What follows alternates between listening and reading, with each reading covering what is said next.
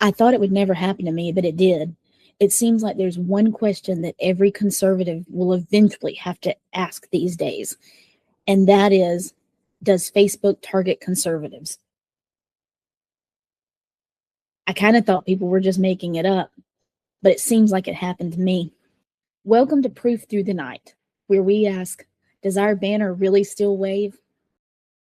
Facebook says they don't target conservatives. When someone gets locked out, they say, well, that's just our policy. The problem is they're never able to say what policy it was that caused somebody to get locked out. And the odd thing is, it seems to happen an awful lot if you're posting from a conservative viewpoint. Today, I'm going to walk you through exactly how my Facebook was locked, what may have triggered it, and how the whole system is rigged so that you can't fight it and you can't get back in. And once you see what I'm showing you, you can't unsee it. See, for me, Facebook isn't just a personal thing because I also conduct some business on it. I make products for Teachers Pay Teachers and sell them. Facebook is a great place for me to go in and go into groups of teachers, groups of specific kinds of teachers, and post about my products so that they can buy them. I also have some books on the KDP, Amazon KDP store. It's a great place for me to go into groups of authors, groups of ARC readers, things like that, and make posts so that people will find my books and read my books. So it's a business for me. I've even bought Facebook ads. I've paid for Facebook ads, and that's helped get some of my things out there for people to see. So it's been about 3 weeks now, almost 3 weeks now, that I've not been able to log into Facebook at all, even for my business stuff and to post about my business stuff. But yeah, like everybody else, I use it on a personal level too. And my personal part is very conservative. There's always tons of conservative posts on my wall. They're not mean. They're not ugly. They're just facts, but they're conservative facts. And I really don't think Facebook likes that. See, I should have left well enough alone. One day I was looking at Facebook and I realized that all I had on there for contact information was a couple of really old phone numbers and one really old email, and none of the things I could get to anymore. One was my Bell South email that they went out of business a long time ago, and I couldn't get to that email ever since then. The problem is Facebook has no way to contact them. They don't have a phone number listed. They don't have any way to do live chat. They don't have anything, not even emails listed that you can contact them and get help. And my problem was every time I had tried to change these old contacts, it always wanted to send a code to one of those old contacts to change to a new contact. And I had nothing I could use to get the code with. But one day I was looking at that and I was thinking of my business stuff, and I thought, I better get this fixed because what if I have to use it one day? So I decided that day I was going to sit here and Google and do whatever I had to do and figure out how to make it so that I could change that contact information to the new contact information. Well, of course it didn't work. Of course, I was trying all kind of things. They only wanted to send the code to the old thing. But I finally found on one of Facebook's own help pages where it said, if you need to change your contact information and you don't have access to any of your old contact information, use www.facebook.com/hacked. And it specifically said, even if you don't think you've been hacked, use that because that might make you be able to get in even though you don't have access to the old contact information. So I tried that. I shouldn't have tried that. I got more and more stuck. And something happened though, one time and one time only. At some point while I was trying to do this and nothing was working, it did pop up one little button. I've never seen it since then. It popped up one little button where I could do a live chat with a live agent. Man, I jumped on that button. I clicked that so fast and I jumped in the chat with that live agent. She was at least helpful to start with. She went through several different things trying to verify me in other ways besides the old contact information. She was able to verify me in at least a couple of ways before she did it the final time, and I wasn't sure why she kept having to do so many different ways. But I know that we did the little video selfie where you have to do what it tells you to do and turn your head in different ways like it tells you to. We did the thing where I had to take pictures of my driver's license and send to her.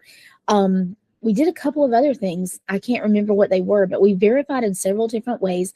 And finally, she was satisfied. Finally, it was enough. I think she's the one that went in and took my old contact information off.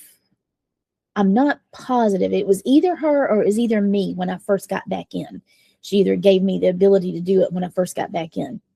But at any rate, she did make me create a brand new email. Oh, she took them off. That's right. Because she took off all the contact information and she said I had to have a brand new email that had never been used for anything. I don't understand that part, even as a computer coder. I don't know why it had to be an email that had never been used for anything, but it did. So she had to wait while I went and made a brand new email account at Gmail. And I came back and gave her that brand new one. And she put it in, took all the rest of them off. So we went through the little changing the password that you have to do when you do that. And I got in. And it was all good. Or I thought it was anyway. As she's going through her last several messages and she's telling me that I can add on the good contact information, I'm in the process of doing that when all of a sudden I get another pop-up, or I get a pop-up from Facebook, and the pop-up says something like, "We suspect that your account has been hacked." Okay, first of all, again, like I said, I'm a computer coder. This account was not hacked. This was me. I followed their instructions and went to facebook.com/hacked. I have a feeling that's what caused the whole thing to start, or it's what caused them to start looking at my account. But I went to that URL. So yes, I did do that. It was not hacked. Nothing was wrong with this account until then, until I did that and went to their address, their page for if you think you've been hacked. But it said, even if you don't think you've been hacked, do it for this situation too. Nothing had been wrong before that, but it gave me that pop-up. She's still in the chat with me, telling me the last few things. It gave me the pop-up and said, "We suspect your account has been hacked. You need to change your password." So I told her this. She just kind of ignored it. I think maybe she may have said, "Well, you can just change your password. You should be able to do that now." But at any rate, she basically ignored it and she left before I actually did this. But it was okay because I was able to actually look at this and change my password, because it did ask me to verify. I had to get a code, but it gave me 3 options. I could use either of the 2 emails that I had just put on there, or I could use the phone number that I had just put on there. All 3 of those things were valid. All 3 of those things were great. Everything was great. So I did that. I verified using one of those. I changed the password again, and it was fine. It let me log in. So I felt fine. It's all good. Well, sort of. That lasted for about 5 to 10 minutes. Yeah, that's all. And what I did not know was this wasn't the end of trying to get this fixed. This was really very much only the beginning. But I thought everything was fine. It was already late that night, so I wasn't trying to do any business. I was just doing my personal stuff that night. So I just start scrolling through Facebook and I'm seeing these posts. And every now and then when I see one that I want to stop and reply to, I stop and I reply to that post. Of course, I'm replying with conservative viewpoints onto these posts. I believe that most of what I was responding to was about the ICE agents in Minnesota. But of course, I'm responding to it with conservative viewpoints. Not being mean, not being ugly, just stating facts. The problem is they're conservative facts, which are the true facts. There aren't any, you have your facts and I have my facts. There's just facts. The problem is they think they have their facts. But anyway, that's for a different day. And as I'm doing that,